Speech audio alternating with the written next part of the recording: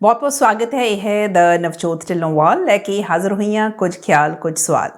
ਅਸੀਂ ਜਦੋਂ ਵਿਦੇਸ਼ਾਂ ਦੇ ਵਿੱਚ ਆ ਜਾਂਦੇ ਹਾਂ, ਅਸੀਂ ਬਹੁਤ ਸਾਰੀਆਂ ਇਹੋ ਜਿਹੀਆਂ ਚੀਜ਼ਾਂ ਜਿਹੜੀਆਂ ਅਸੀਂ ਪਿੱਛੇ ਛੱਡ ਕੇ ਆ ਜਾਂਦੇ ਹਾਂ। ਬਹੁਤ ਸਾਰੇ ਲੋਕ ਹੁੰਦੇ ਨੇ, ਬਹੁਤ ਤਰ੍ਹਾਂ ਦਾ ਮਾਹੌਲ ਹੁੰਦਾ ਜਿਹਨੂੰ ਇੱਥੇ ਆ ਕੇ ਅਸੀਂ ਯਾਦ ਕਰਦੇ ਹਾਂ।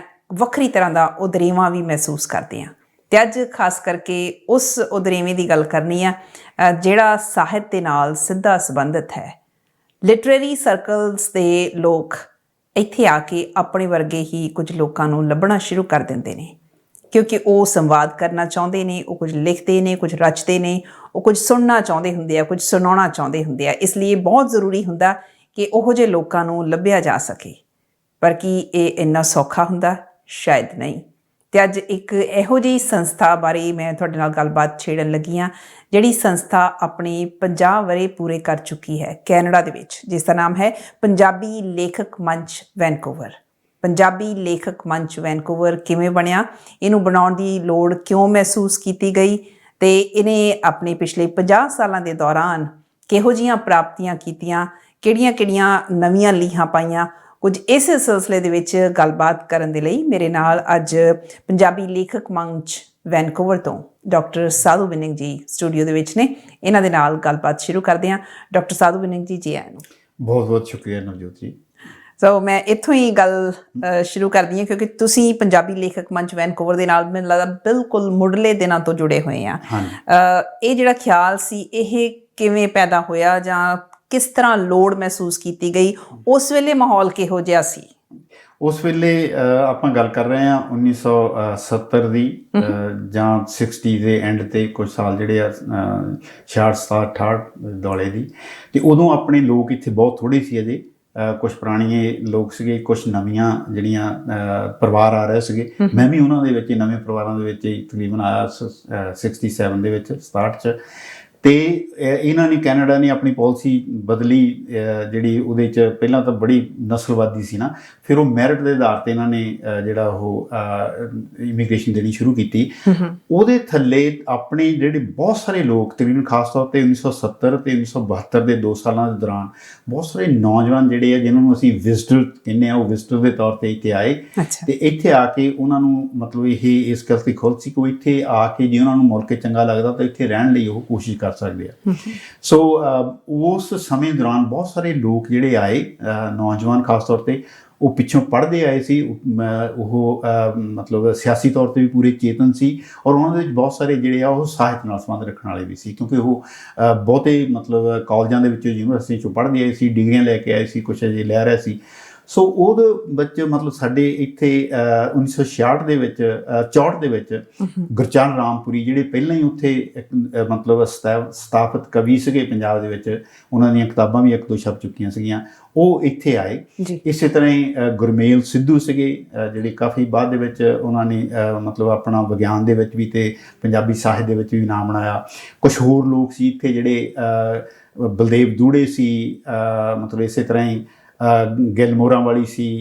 ਮੈਂ ਵੀ 67 ਦਾ ਇੱਥੇ ਆਇਆ ਸੀਗਾ। ਮੈਨੂੰ ਵੀ, ਮੈਂ ਮਤਲਬ ਲਿਖਦਾ ਨਹੀਂ ਸੀ ਉਸ ਵੇਲੇ, ਪਰ ਮੈਨੂੰ ਪੜ੍ਹਨ ਦਾ ਸ਼ੌਕ ਸੀ। ਮੈਂ ਮਤਲਬ ਬਹੁਤ ਸਾਰਾ ਸਾਹਿਤ ਪੜ੍ਹ ਕੇ ਆਇਆ ਸੀ ਇੱਥੇ ਨੂੰ, ਮਤਲਬ 19-20 ਸਾਲ ਦੀ ਉਮਰ ਦੇ ਵਿੱਚ। ਸੋ ਇਸ ਕਿਸਮ ਦੇ ਆਲੇ ਦੁਆਲੇ ਲੋਕ ਸੀਗੇ, ਅਤੇ ਉਹਨਾਂ 'ਚੋਂ ਜਿਹੜੇ ਇੱਕ ਦੂਜੇ ਨੂੰ, ਜਿਵੇਂ ਰਾਮਪੁਰੀ ਹੁਣੀ, ਬਲਦੇਵ ਦੂੜੇ, ਇਹ ਨਾਰਥ ਵੈਨਕੂਵਰ ਰਹਿੰਦੇ ਸੀਗੇ, ਅਤੇ ਇਹ ਇੱਕ ਦੂਜੇ ਦੇ ਨਾਲ ਕਿਤੇ ਬੈਠ ਜਾਂਦੇ ਸੀ। ਅਤੇ ਹੌਲੀ ਹੌਲੀ ਇਹਨਾਂ ਨੇ ਦੂਜੇ ਲੋਕਾਂ ਨੂੰ ਵੀ ਉਹਦੇ 'ਚ ਸ਼ਾਮਲ ਕਰਨਾ ਸ਼ੁਰੂ ਕਰ ਲਿਆ। ਗੁਰਦਿਆਲ ਕਮਲ ਹੁੰਦੇ ਸੀ ਇੱਥੇ, ਕਿ ਉਹਨਾਂ ਨੇ ਮੈਗਜ਼ੀਨ ਸ਼ੁਰੂ ਕੀਤਾ ਉਦੋਂ ਹੀ, ਨਵੀਂ ਧਰਤੀ, ਮੇਰੇ ਖਿਆਲ 1970 ਦੇ ਵਿੱਚ।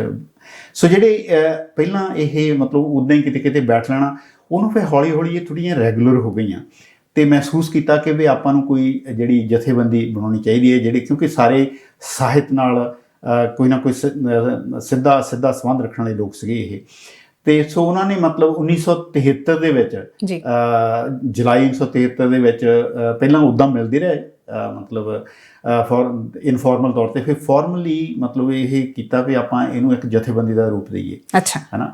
ਸੋ ਉਹਦੇ ਵਿੱਚ ਮਤਲਬ 1970 ਦੇ ਵਿੱਚ ਸੁਰਿੰਦਰ ਧੰਜਲ ਵੀ ਇੱਥੇ ਆਇਆ, ਉਹਦੀ ਵੀ ਪਹਿਲਾਂ ਕਿਤਾਬ ਛਪ ਚੁੱਕੀ ਸੀਗੀ। ਸੋ ਇਸ ਤਰ੍ਹਾਂ ਮਤਲਬ ਜਿਹੜੇ ਲੋਕ ਉਸ ਵੇਲੇ ਸੀਗੇ 15-20, ਉਹ ਇਕੱਠੇ ਹੁੰਦੇ ਸੀ। ਤਾਂ ਉਹਨਾਂ ਨੇ ਜੁਲਾਈ 27, ਮੈਨੂੰ ਤਰੀਕ ਦਾ ਵੀ ਚੇਤਾ ਬਾਅਦ 'ਚ ਵੀ ਦੇਖੀ ਆ, 1973 ਦੇ ਵਿੱਚ ਇਹ ਜਥੇਬੰਦੀ ਅਸੀਂ ਕਾਇਮ ਕੀਤੀ ਵੈਨਕੂਵਰ ਦੇ ਵਿੱਚ। ਇਹਦਾ ਨਾਮ ਸੀਗਾ Punjabi literary association, Punjabi Sahit Sabha Vancouver. ਤੇ ਇਹ ਇੱਕ ਤਰ੍ਹਾਂ ਮਤਲਬ ਇਸ ਕਿਸਮ ਦੀ ਨਾਰਥ ਅਮਰੀਕਾ ਦੀ ਪਹਿਲੀ ਜਥੇਬੰਦੀ ਸੀ ਜਿਹੜੀ ਬਣੀ। ਤੇ ਇਹ ਵੀ ਆਪਣੇ ਆਪ ਵਿੱਚ ਇੱਕ ਮਹੱਤਵਪੂਰਨ ਗੱਲ ਸੀ। ਤੇ ਜਿਹੜੇ ਕਿਉਂਕਿ ਰਾਮਪੁਰੀ ਹੋਣਾ ਦਾ ਨਾਂ ਜਾਣਿਆ ਜਾਂਦਾ ਸੀ, ਤੇ ਦੂਜੇ ਲੋਕ ਜਿਹੜੇ ਉਹ ਮਤਲਬ ਬਲਦੇਵ ਵੀ ਉਦੋਂ ਇਹ ਮਤਲਬ ਇਸ ਕਿਸਮ ਦੇ ਸਰਕਲਾਂ 'ਚ ਆਇਆ ਸੀ ਜਲੰਧਰੋਂ, ਤੇ ਗੁਰਮੇਲ ਸਿੱਧੂ ਵੀ ਮਤਲਬ ਸੋ ਇਸ ਕਿਸਮ ਦੇ ਕੁਛ ਲੋਕ ਸੀਗੇ। ਉਹਨਾਂ ਨੇ ਜਦੋਂ ਫਿਰ ਜਥੇਬੰਦੀ ਬਣਾਈ, ਮੈਂ ਵੀ ਓਰੀਜਨਲ ਜਿਹੜੀ ਉਹਨਾਂ ਨੇ ਅਸੀਂ ਜਿਹੜੀ ਸਟਰਕਚਰ ਬਣਾਈ ਜਾਂ ਐਗਜ਼ੈਕਟਿਵ ਸੀਗੀ ਉਹਦਾ ਮੈਂਬਰ ਸੀਗਾ। ਸੁਰਿੰਦਰ ਧੰਜਲ ਸਕੱਤਰ ਸੀ, ਰਾਮਪੁਰੀ ਪ੍ਰਧਾਨ ਸੀ, ਗਿਲਮੋਰਾਂ ਵਾਲੀ ਮੀਤ ਪ੍ਰਧਾਨ ਸੀ। ਸੋ ਇਹ ਉਦੋਂ ਸ਼ੁਰੂ ਹੋਈ। ਤੇ ਇਹਦਾ ਮਤਲਬ ਮੁੱਖ ਮਕਸਦ ਇਹ ਸੀਗਾ ਜਿਹੜੇ ਸਾਹਿਤਕਾਰ ਇਕੱਠੇ ਹੋਣ, ਕਿਉਂਕਿ ਸਾਰਿਆਂ ਦੇ ਮਨਾਂ ਦੇ ਵਿੱਚ ਸੀਗਾ ਵੀ ਜਿਹੜਾ ਪੰਜਾਬੀ ਸਾਹਿਤ ਆ ਉਹਦੀਆਂ ਵੀ ਕੈਨੇਡਾ ਦੇ ਵਿੱਚ ਜਿਵੇਂ ਅਸੀਂ ਆਪਣੀਆਂ ਜੜ੍ਹਾਂ ਲਾ ਰਹੇ ਹਾਂ ਉਹਦੀਆਂ ਵੀ ਜੜ੍ਹਾਂ ਲੱਗਣੀ ਚਾਹੀਦੀਆਂ। ਤੇ ਇਹ ਸ਼ੁਰੂ ਦੇ ਵਿੱਚ ਮਤਲਬ ਕੋਈ ਇਸ ਕਿਸਮ ਦੀ ਸੀ। ਤੇ ਦੂਜੀ ਉਸ ਵੇਲੇ ਜਿਹੜਾ ਸਿਆਸੀ ਮਾਹੌਲ ਸੀਗਾ ਉਹਦਾ ਵੀ ਅਸਰ ਸੀਗਾ ਮਤਲਬ ਸਾਰੇ ਲੋਕਾਂ ਦੇ ਉੱਤੇ। ਤਾਂ ਸੋ ਸਿਰਫ ਅਸੀਂ ਸਾਹਿਤ ਨੂੰ ਜਿਵੇਂ ਮਤਲਬ ਪਹਿਲਾਂ ਆਪਾਂ ਗੱਲ ਕਈ ਵਾਰੀ ਕੀਤੀ ਹੈਗੀ ਆ ਵੀ ਕਲਾ ਲਈ ਜਾਂ ਕਲਾ ਸਮਾਜ ਲਈ। ਸੋ ਬਹੁਤੇ ਲੋਕ ਕਲਾ ਨੂੰ ਸਮਾਜ ਦੇ ਲਈ ਜਿਹੜਾ ਆ ਉਹ ਇਸ ਵਰਤਣ ਵਾਲੀ ਚੀਜ਼ ਜਾਂ ਕੰਮ ਕਰਨ ਵਾਲੀ ਚੀਜ਼ ਸਮਝਦੇ ਸੀਗੇ। ਸੋ ਇਸ ਕਿਸਮ ਦੇ ਵਿਚਾਰਾਂ ਦੇ ਨਾਲ ਮਤਲਬ ਜਿਹੜੀ ਉਹ ਸਾਰੇ ਲੋਕ ਇੱਕੋ ਗੱਲ ਦੇ ਨਾਲ ਸਹਿਮਤ ਨਹੀਂ ਸੀ, ਵੱਖਰੇ ਵੱਖਰੇ ਵਿਚਾਰ ਵੀ ਸੀਗੇ, ਪਰ ਇਸ ਗੱਲ ਦੇ ਉੱਤੇ ਸਹਿਮਤੀ ਹੋ ਗਈ ਕਿ ਆਪਾਂ ਨੂੰ ਇੱਕ ਜਥੇਬੰਦੀ ਸਥਾਪਿਤ ਕਰਨੀ ਚਾਹੀਦੀ ਹੈ ਜਿਹੜੀ ਪੰਜਾਬੀ ਸਾਹਿਤ ਲਈ ਇੱਥੇ ਕੰਮ ਕਰੇ। ਸੋ 1973 ਦੇ ਵਿੱਚ ਸ਼ੁਰੂ ਹੋਈ। 1973 ਦੇ ਵਿੱਚ ਸੁਰਿੰਦਰ ਧੰਜਲ ਨੇ ਵਤਨੋਂ ਦੂਰ ਨਾਂ ਦਾ ਮੈਗਜ਼ੀਨ ਇੱਥੇ ਸ਼ੁਰੂ ਕੀਤਾ। ਗੁਰਦਿਆਲ ਕੰਵਲ ਨੇ ਉਹ ਤੋਂ 2 ਸਾਲ ਪਹਿਲਾਂ ਜਿਹੜਾ ਨਵੀਂ ਧਰਤੀ ਜਿਹੜੀ ਉਹ ਇੱਕ ਮੈਗਜ਼ੀਨ ਸ਼ੁਰੂ ਕੀਤਾ ਸੀਗਾ। ਸੋ ਇਹ ਕੁਛ ਇੱਥੇ ਅਖਬਾਰਾਂ ਵੀ 1-2 ਨਿਕਲਦੀਆਂ ਸੀ ਪਹਿਲਾਂ। ਸੋ ਇਸ ਕਿਸਮ ਦੀ ਜਿਹੜੀ ਮਤਲਬ ਬਹੁਤ ਲੰਮੇ ਸਮੇਂ ਬਾਅਦ ਗਦਰ ਦੇ ਸਮੇਂ ਜਾਂ ਜਿਹੜੇ ਪਹਿਲੇ ਸਮੇਂ ਦੇ ਵਿੱਚ ਇੱਥੇ ਅਖਬਾਰਾਂ ਵੀ ਨਿਕਲਦੀਆਂ ਸੀਗੀਆਂ, ਮੈਗਜ਼ੀਨ ਵੀ ਕੁਛ ਨਿਕਲੇ। ਉਦੋਂ ਜਿਹੜੀ ਗਤੀਵਿਧੀ ਮਤਲਬ ਫਿਰ ਬੰਦ ਰਹੀ ਲੋਕਾਂ ਦੇ ਵਾਪਸ ਜਾਣ ਦੇ ਨਾਲ ਬਹੁਤ ਲੰਮਾ ਸਮਾਂ। 70ਵਿਆਂ ਦੇ ਸ਼ੁਰੂ ਵਿੱਚ ਇਹ ਦੁਬਾਰਾ ਜਿਹੜੀ ਇਹ ਸਾਰੀ ਸਰਗਰਮੀ ਸ਼ੁਰੂ ਹੋਈ। ਤੇ ਉਦੋਂ ਤੋਂ ਲੈ ਕੇ ਹੁਣ ਤੱਕ ਜਿਹੜੀ ਆ, ਹੁਣ ਤਾਂ ਮਤਲਬ ਬਹੁਤ ਜ਼ਿਆਦਾ ਸਾਡੇ ਕਿਉਂਕਿ ਲੋਕ ਵੀ ਜ਼ਿਆਦਾ ਆ, ਜਥੇਬੰਦੀਆਂ ਵੀ ਬਹੁਤ ਆ, ਜਿਹੜੀ ਕਿ ਬਹੁਤ ਵਧੀਆ ਹੈਗਾ। ਮੈਂ ਸਮਝਦਾ ਕਿ ਆਪਣੇ ਆਪ ਦੇ ਵਿੱਚ ਇੱਕ ਗੱਲ ਅਸੀਂ ਵਿਕਾਸ ਤਾਂ ਕਰਨਾ ਸੀ, ਔਰ ਵਿਕਾਸ ਇੰਨਾ ਕੋ ਮਾੜਾ ਨਹੀਂ ਕੀਤਾ ਹੈ ਪੰਜਾਬੀ ਸਾਹਿਤ ਨੇ ਵੀ। ਪਰ ਪੰਜਾਬੀ ਲਿਟਰੇਰੀ ਐਸੋਸੀਏਸ਼ਨ ਜਿਹੜੀ ਬਾਅਦ ਦੇ ਵਿੱਚ ਲੇਖਕ ਮੰਚ ਜਿਹੜਾ ਨਾਂ ਸਾਨੂੰ ਰੱਖਣਾ ਪਿਆ ਪੰਜਾਬੀ, ਇਹ ਨਾਂ ਬਦਲੇ ਜਾਣ ਦਾ ਕੋਈ ਖਾਸ ਕਾਰਨ? ਉਹਦੇ ਵਿੱਚ ਅੰਦਰੂਨੀ ਕੁਝ ਸਮੱਸਿਆ ਆ ਗਈਆਂ ਸੀ। ਜਿਹੜੀ ਮਤਲਬ ਜਿਵੇਂ ਮੈਂ ਪਹਿਲਾਂ ਕਿਹਾ ਕਿ ਵੱਖਰੇ ਵੱਖਰੇ ਵਿਚਾਰਾਂ ਦੇ ਲੋਕ ਸੀਗੇ। ਇੱਕ ਮਤਲਬ ਕਿਉਂਕਿ ਅਸੀਂ ਇੱਕ ਜਿਹੜਾ ਮਤਲਬ ਕੈਪੀਟਲਿਸਟ ਮੁਲਕ ਦੇ ਵਿੱਚ ਜਾਂ ਸਿਸਟਮ ਦੇ ਵਿੱਚ ਜੀਨੇ ਹੈਗੇ ਆ, ਇੱਥੇ ਕੁਝ ਲੋਕਾਂ ਦਾ ਵਿਚਾਰ ਹੈ ਕਿ ਜੇ ਤੁਸੀਂ ਜਿਹੜਾ ਵੀ ਜੀਵਨ ਦੇ ਵਿੱਚ ਕੰਮ ਕਰਦੇ ਆ, ਜੇ ਉਹਦੇ ਨਾਲ ਤੁਹਾਨੂੰ ਜਾਤੀ ਪੱਧਰ ਤੇ ਵੀ ਕੋਈ ਫਾਇਦਾ ਹੋ ਸਕਦਾ ਹੈ ਤਾਂ ਕੋਈ ਮਾੜੀ ਗੱਲ ਨਹੀਂ ਹੈ।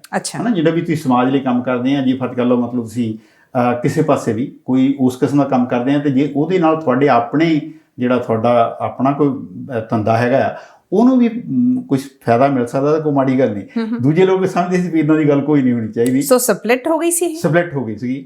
ਤੇ ਕੁਝ ਲੋਕ ਜਿਹੜੇ ਆ ਉਹ ਆਏ, ਮਤਲਬ ਉਹਨਾਂ ਨੇ ਇਹਨੂੰ ਜਥੇਬੰਦੀ ਨੂੰ ਆਪਣੇ ਥੋੜਾ ਜਿਹਾ ਵਪਾਰਕ ਮਕਸਦ ਲਈ ਵਰਤਣਾ ਸ਼ੁਰੂ ਕਰ ਦਿੱਤਾ। ਕੋਈ ਏਡੀ ਜ਼ਿਆਦਾ ਇਸ ਕਿਸਮ ਦੀ ਗੱਲ ਨਹੀਂ, ਡਿਸਕਸ਼ਨ ਹੁੰਦੀ ਰਹੀ। ਜਿਹੜੀ ਇੱਕ ਚੀਜ਼ ਪਹਿਲੇ ਦਿਨ ਤੋਂ ਹੀ ਜਿਹੜੀ ਵੱਖਰੀ ਬਣਾਉਂਦੀ ਹੈਗੀ ਆ ਇਸ ਜਥੇਬੰਦੀ ਨੂੰ, ਉਹ ਇਹ ਹੈ ਕਿ ਪਹਿਲੇ ਦਿਨ ਤੋਂ ਹੀ ਤਕਰੀਬਨ ਜਿਹੜੇ ਕੁਝ ਓਰੀਜਨਲ ਲੋਕ ਸੀ ਮੁੱਢਲੇ, ਉਹਨਾਂ ਨੇ ਇਹ ਕੀਤਾ ਕਿ ਅਸੀਂ ਸਿਰਫ ਇੱਥੇ ਵਾਹ ਲਈ ਆਪਣੀਆਂ ਰਚਨਾਵਾਂ ਨਹੀਂ ਸਾਂਝੀਆਂ ਕਰਨੀਆਂ।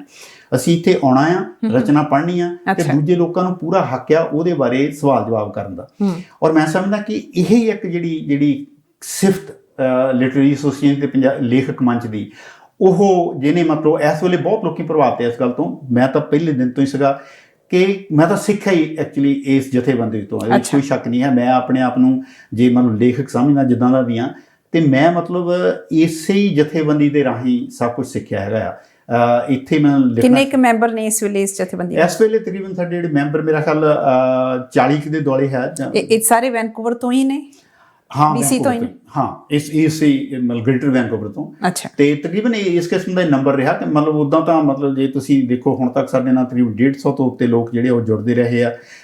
ਤੇ ਜਿਹੜੀ ਸਰਗਰਮੀਆਂ ਉਹ ਤਕਰੀਬਨ ਲਗਾਤਾਰ, ਪਹਿਲਾਂ ਅਸੀਂ ਮਹੀਨੇ 'ਚ 2 ਵਾਰ ਮਿਲਦੇ ਹੁੰਦੇ ਸੀਗੇ, ਹੁਣ ਅਸੀਂ ਬਹੁਤ ਲੰਮੇ ਸਮੇਂ ਤੋਂ 1 ਵਾਰ ਮਿਲਦੇ ਹਾਂ ਮਹੀਨੇ ਦੇ ਵਿੱਚ। ਤੇ ਹੁਣ ਕਿਉਂਕਿ ਜ਼ਿਆਦਾ ਲੋਕ ਆਪਣੇ ਸਰੀ 'ਚ ਰਹਿੰਦੇ, ਇਸ ਕਰਕੇ ਸਾਰੀਆਂ ਮੀਟਿੰਗਾਂ ਸਰੀ 'ਚ ਹੁੰਦੀਆਂ। ਪਹਿਲਾਂ ਉਹ ਵੈਨਕੂਵਰ ਜਾਂ ਰਿਚਮੰਡ ਦੇ ਵਿੱਚ ਜਿੱਥੇ ਵੀ ਸਾਨੂੰ ਥਾਂ ਮਿਲਦਾ, ਜੋ ਵਧੀ ਉਹਦੀ ਵੈਨਕੂਵਰ ਦੇ ਵਿੱਚ ਹੁੰਦੀਆਂ ਰਹੀਆਂ। ਸੋ ਮੀਟਿੰਗਸ ਘਟ ਗਈਆਂ? ਹਾਂ ਮੀਟਿੰਗ ਮਤਲਬ ਮੈਂ ਥੋੜਾ ਤਾਂ ਵੀ ਜਾਣਨਾ ਚਾਹੁੰਦੀ ਆ। ਹਾਂ ਦੇਖੋ ਸਾਡੇ ਲੋਕ ਜ਼ਿਆਦਾ ਵੱਧ ਗਏ ਆ, ਲਿਖਣ ਵਾਲੇ ਵੀ ਬਹੁਤ ਵੱਧ ਗਏ ਆ।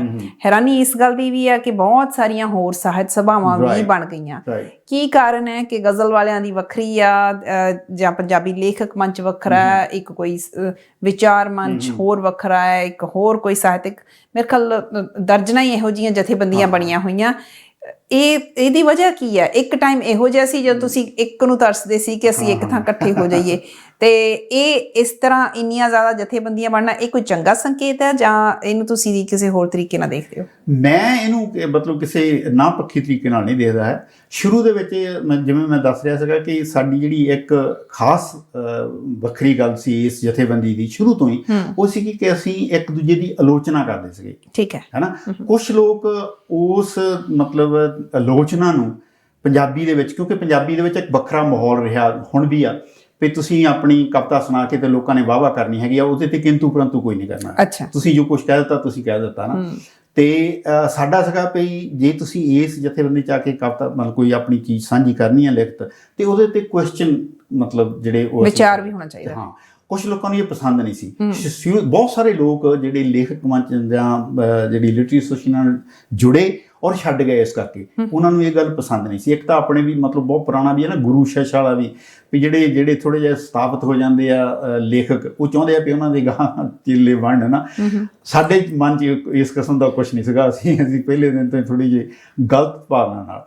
ਸੋ ਪਹਿਲਾਂ ਤਾਂ ਸ਼ੁਰੂ ਦੇ ਵਿੱਚ ਤਾਂ ਇਹ ਗੱਲ ਹੋਈ ਕਿ ਕੁਛ ਲੋਕ ਜਿਹੜੇ ਇਸ ਵਿਚਾਰ ਨਾਲ ਸਹਿਮਤ ਨਹੀਂ ਸੀ ਪਈ ਫਤਕਲ ਹੁਣ ਮਤਲਬ ਕੋਈ ਵੱਡਾ ਨਾਂ ਆ ਜਿਹੜਾ, ਅਸੀਂ ਜਿਹੜੇ ਇੱਥੇ ਦੇ ਉਹ ਨਹੀਂ, ਜੇ ਕੋਈ ਬਾਹਰੋਂ ਵੀ ਲੇਖਕ ਆਉਂਦਾ ਸੀਗਾ ਤਾਂ ਅਸੀਂ ਉਹਦੇ ਨਾਲ ਵੀ ਇਦਾਂ ਹੀ ਕਰਦੇ ਸੀਗੇ। ਹੈਨਾ, ਸੋ ਵਿਚਾਰ 'ਚ ਪੈਂਦੇ ਸੀ, ਸਵਾਲ ਹੁੰਦਾ ਸੀ, ਕੁਐਸਚਨ ਕਰਦੇ ਸੀਗੇ। ਸਵਾਲ ਮਤਲਬ ਸਾਡਾ ਜਿਹੜਾ ਪਹਿਲੇ ਦਿਨ ਤੋਂ ਮਤਲਬ ਇਹ ਸੀਗਾ ਵੀ ਅਸੀਂ ਮਤਲਬ ਜਿਹੜੀ ਕੋਈ ਵੀ ਚੀਜ਼ ਹੈ ਉੱਦਾਂ ਹੀ ਸੁਣ ਕੇ ਨਹੀਂ ਬੈਠ ਜਾਣਾ, ਅਸੀਂ ਤਸੱਲੀ ਕਰਨੀ ਆਪਣੀ ਵੀ ਜੋ ਕੁਛ ਤੁਸੀਂ ਕਿਹਾ ਇਹਦਾ ਕੀ ਮਤਲਬ, ਕੀ ਅਰਥ ਆ, ਹੈ ਨਾ, ਕਿੱਥੋਂ ਆਈ ਇਹ ਗੱਲ, ਕੀ ਇਹਦਾ ਤੁਸੀਂ ਕਹਿਣ ਦੀ ਕੋਸ਼ਿਸ਼ ਕਰ ਰਹੇ ਆ।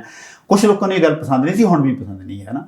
ਸੋ ਠੀਕ ਹੈ, ਉਹਨਾਂ ਨੇ ਜਾ ਕੇ ਆਪਣੀ ਜਥੇਬੰਦੀ ਲੈਣੀ। ਪਰ ਹੁਣ ਕਿਉਂਕਿ ਲੋਕ ਜ਼ਿਆਦੇ ਆ, ਲੇਖਕ ਵੀ ਬਹੁਤ ਆ, ਸੋ ਵਿਚਾਰਾਂ ਦੀ ਵੀ ਗੱਲਬਾਤ ਹੈਗੀ ਆ। ਕੁਛ ਜਿਹੜੀ ਸਾਡੀ ਫੋਕਸ ਦੀ ਵੀ ਗੱਲ ਹੈ, ਜਿਵੇਂ ਹੁਣ ਗਜ਼ਲ ਦੇ ਜਿਹੜੇ ਮੰਚ ਇੱਕ ਦੋ ਹੈਗੇ ਆ, ਉਹਨਾਂ ਦਾ ਗਜ਼ਲ ਦੇ ਉੱਤੇ ਫੋਕਸ ਆ। ਪਰ ਮੈਂ ਜਿੱਦਾਂ ਦੇਖਦਾ ਇਸ ਵੇ ਸਮੇਂ ਨੂੰ, ਮੈਂ ਸਮਝਦਾ ਕਿ ਇਹ ਆਪਣੇ ਆਪ ਵਿੱਚ ਮਾੜੀ ਗੱਲ ਨਹੀਂ, ਚੰਗੀ ਗੱਲ ਆ। ਅਸੀਂ ਵਿਕਾਸ ਜਿਹੜਾ, ਜੇ ਤੁਸੀਂ ਇੱਕੋ ਹੀ ਥਾਂ ਸਾਰਿਆਂ ਨੂੰ ਨੂੜ ਕੇ ਬਿਠਾਈ ਰੱਖੋ, ਉਹਦਾ ਕੋਈ ਅਰਥ ਨਹੀਂ ਹੋਊਗਾ, ਹੈ ਨਾ।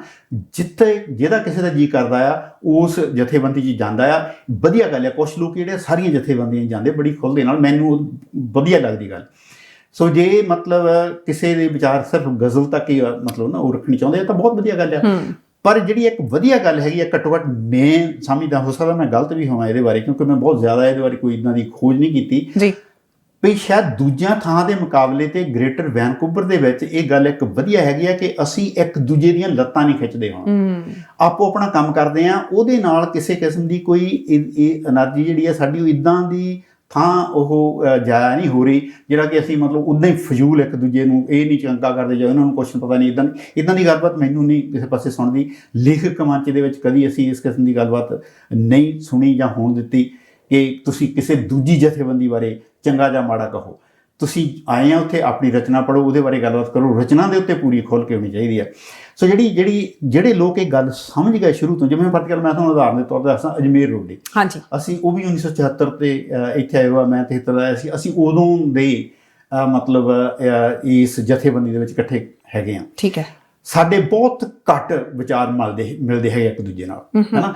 ਜਦੋਂ ਵੀ ਡਿਸਕਸ਼ਨ ਹੁੰਦੀ ਆ ਅਸੀਂ ਬਹੁਤੀ ਵਾਰੀ ਦੂਜੇ ਪਾਸੇ ਹੁੰਦੇ ਆ, ਪਰ ਅੱਜ ਤੱਕ ਜਿਹੜਾ ਸਾਡਾ ਇੱਕ ਦੂਜੇ ਦੇ ਨਾਲ ਰਿਸ਼ਤਾ ਆ ਉਹ ਦੋਸਤੀ ਵਾਲਾ ਆ, ਨਿੱਘ ਵਾਲਾ ਆ, ਉਹ ਉਸ ਮਤਲਬ ਪੂਰੀ ਤਰ੍ਹਾਂ ਸਨੇਹ ਵਾਲਾ ਆ।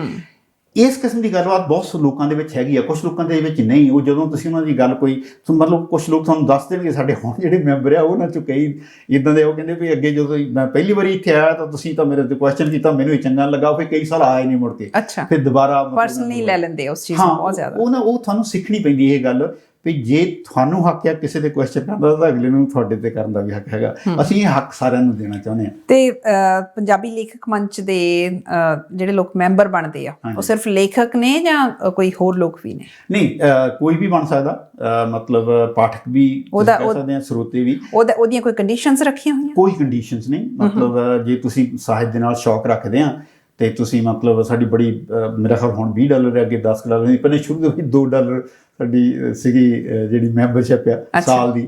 ਸੋ ਇਸ ਕਿਸਮ ਦੀ ਕੋਈ ਬੰਦਿਸ਼ ਨਹੀਂ, ਕੋਈ ਬੰਦਾ ਵੀ ਇਹਦਾ ਮੈਂਬਰ ਬਣ ਸਕਦਾ ਹੈ। ਸਾਹਿਤ ਦੇ ਨਾਲ ਉਹਦਾ ਮਤਲਬ ਸੰਬੰਧ ਹੋਣਾ ਚਾਹੀਦਾ ਹੈ। ਜਦੋਂ ਅਸੀਂ ਲੇਖਕ ਮੰਚ ਦੀਆਂ ਜਿਹੜੀਆਂ ਸਾਡੀਆਂ ਮੀਟਿੰਗਾਂ ਹੁੰਦੀਆਂ ਰੈਗੂਲਰ, ਉਹਦੇ ਵਿੱਚ ਅਸੀਂ ਹੋਰ ਇੱਧਰ ਉੱਧਰ ਦੀਆਂ ਮਤਲਬ ਉਸ ਕਿਸਮ ਦੀਆਂ ਜਿਹੜੀਆਂ ਨਹੀਂ ਗੱਲਾਂ ਕਰਦੇ, ਅਸੀਂ ਸਾਹਿਤ ਨਾਲ ਸੰਬੰਧਿਤ ਹੀ ਗੱਲਾਂ ਕਰਦੇ ਹਾਂ। ਹਾਂ, ਜਿਹੜੀ ਕੋਈ ਚੀਜ਼ ਰਚਨਾ ਕੋਈ ਪੜ੍ਹੀ ਜਾਂਦੀ ਆ, ਉਹਦੇ ਕਰਕੇ ਜੇ ਕਿਸੇ ਵਿਸ਼ੇ ਬਾਰੇ, ਸਮਾਜ ਦੇ ਵਿਸ਼ੇ ਬਾਰੇ ਜਾਂ ਕਿਸੇ ਉਸ ਕਿਸਮ ਦੀ ਗੱਲਬਾਤ ਬਾਰੇ ਗੱਲਬਾਤ ਕਰੀਦੀ ਤਾਂ ਖੁੱਲ੍ਹ ਕੇ ਕਰੀਦੀ ਆ।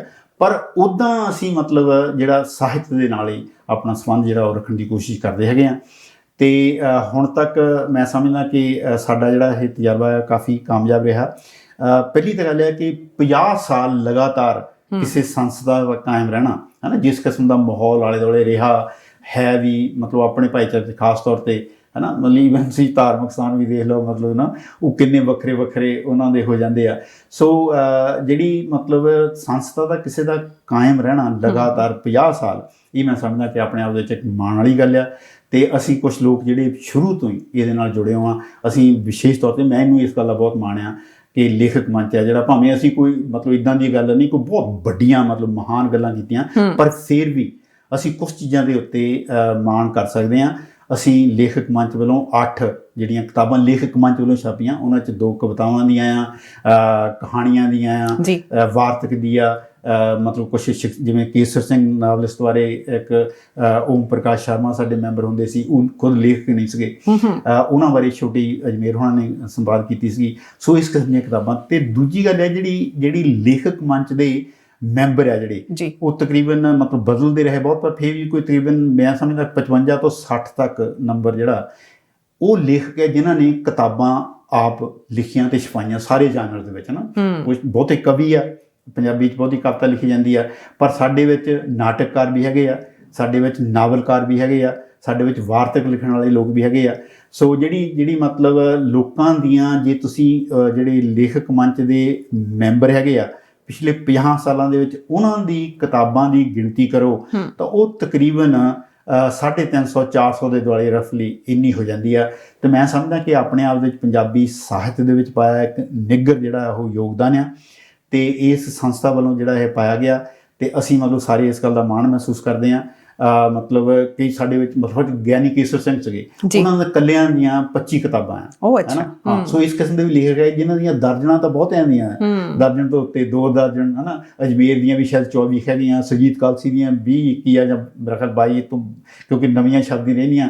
ਸੋ ਗਿੱਲ ਮੋਰਾਂ ਵਾਲੀ ਦੀਆਂ ਵੀ ਮਤਲਬ 2 ਦਰਜਨ ਦੇ ਦੁਆਲੇ ਸੀਗੀਆਂ, ਹੈ ਨਾ। ਇਸੇ ਤਰ੍ਹਾਂ ਹੀ ਜਿਹੜੇ ਦੂਜੇ ਲੋਕ ਹੈਗੇ, ਦਰਸ਼ਨ ਗਿੱਲ ਦੀਆਂ, ਨਦੀਮ ਹੋਰਾਂ ਦੀਆਂ, ਬਹੁਤ ਸਾਰੇ ਲੋਕ ਹੈ ਜਿਨ੍ਹਾਂ ਦੇ ਮਤਲਬ ਕਾਫੀ ਲੰਮੀਆਂ, ਇੰਦਰਜੀਤ ਕੌਰ ਸਿੱਧੂ, ਉਹਨਾਂ ਦੀਆਂ ਕਾਫੀ ਕਿਤਾਬਾਂ ਆ, ਉਹ ਵੀ ਮੈਂਬਰ ਹੈਗੇ ਆ। ਸੋ ਬਹੁਤ ਸਾਰੇ ਜਿਹੜੇ ਮੈਂਬਰ ਆ, ਉਹਨਾਂ ਦੀਆਂ ਕਾਫੀ ਵੱਡੀ ਗਿਣਤੀ ਦੇ ਵਿੱਚ ਕਿਤਾਬਾਂ ਜਿਹੜੀਆਂ ਆ ਉਹ ਛਪੀਆਂ। ਦੂਜੀ ਗੱਲ ਇਹ ਪਈ, ਇਹਨਾਂ ਕਿਤਾਬਾਂ ਦਾ ਨੋਟਿਸ ਵੀ ਲਿਆ ਗਿਆ ਮਤਲਬ ਆਲੋਚਕਾਂ ਵੱਲੋਂ ਵੀ, ਅਤੇ ਪੰਜਾਬ ਦੇ ਵਿੱਚ ਈਵਨ ਬਹੁਤ ਸਾਰੇ ਲੇਖਕਾਂ ਦੀਆਂ ਕਿਤਾਬਾਂ ਉੱਧਰ ਵਿਦਿਅਕ ਕੇਂਦਰਾਂ ਦੇ ਵਿੱਚ ਵਰਤੀਆਂ ਵੀ ਜਾਂਦੀਆਂ ਆ, ਸਿਲੇਬਸ ਦੇ ਵਿੱਚ, ਯੂਨੀਵਰਸਿਟੀਆਂ ਦੇ ਵਿੱਚ। ਸੋ ਜਿਹੜੀ ਮਤਲਬ ਆਪਣੇ ਆਪ ਦੇ ਵਿੱਚ ਇਹ ਕਾਫੀ ਮਹੱਤਵਪੂਰਨ ਗੱਲ, ਇਹਨਾਂ ਲੰਮਾ ਸਮਾਂ ਜਿਹੜਾ ਚੱਲਦਾ। ਸਾਧ ਜੀ, ਇਹ ਤਾਂ ਹੋ ਗਈ ਪੰਜਾਬੀ ਲੇਖਕ ਮੰਚ ਵੈਨਕੂਵਰ, ਜਦੋਂ ਆਪਾਂ ਗੱਲ ਕਰਦੇ ਹਾਂ BC ਦੀ ਹੋ ਗਈ। ਕੈਨੇਡਾ ਦੇ ਹੋਰਨਾਂ ਹਿੱਸਿਆਂ ਦੇ ਵਿੱਚ ਜਿਹੜੀਆਂ ਪੰਜਾਬੀ ਸਾਹਿਤ ਦੇ ਨਾਲ ਸੰਬੰਧਿਤ ਸੰਸਥਾਵਾਂ ਬਣੀਆਂ ਹੋਈਆਂ, ਕੋਈ ਉਹਨਾਂ ਦੇ ਨਾਲ ਵੀ ਇੰਟਰੈਕਸ਼ਨ ਹੁੰਦੀ ਆ, ਇੱਕ ਚੀਜ਼ ਇਹ।